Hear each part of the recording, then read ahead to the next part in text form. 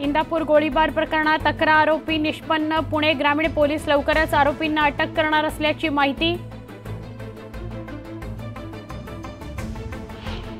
भुसावळ बाजारपेठ पोलिसांनी चोरीला गेलेल्या 12 दुचाकी केल्या जप्त। 3 संशयित अटकेत। 4,65,000चा मुद्देमाल केला हस्तगत।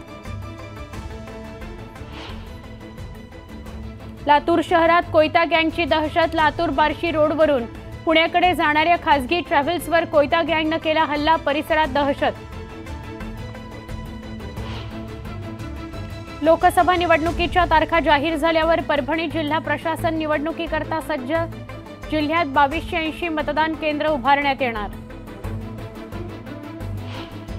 लोकसभा निवडणुकीच्या पहिल्या टप्प्यात चंद्रपूर लोकसभा मतदारसंघात 19 एप्रिलला मतदान। 18,36,314 मतदार बजावणार मतदानाचा हक्क। मनमाडमधील आरोग्य केंद्र 2 वर्षांपासून धूळ खात। रुग्णांची उपचाराकरता पायपीट।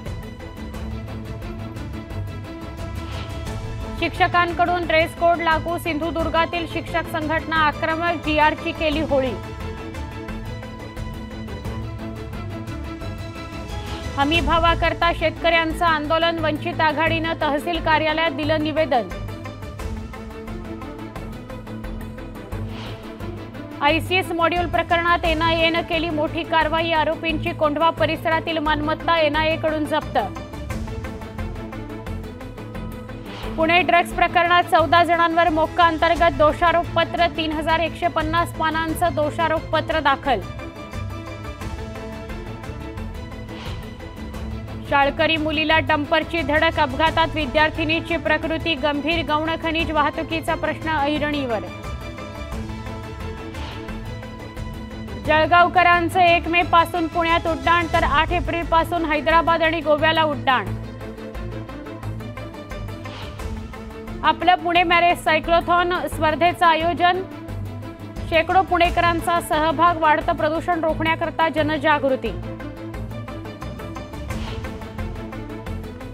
तांड्यावरील विद्यार्थ्यांना मोफत शिक्षण। रामेश्वर राठोड या शिक्षकाचं कार्य कौतुकास्पद।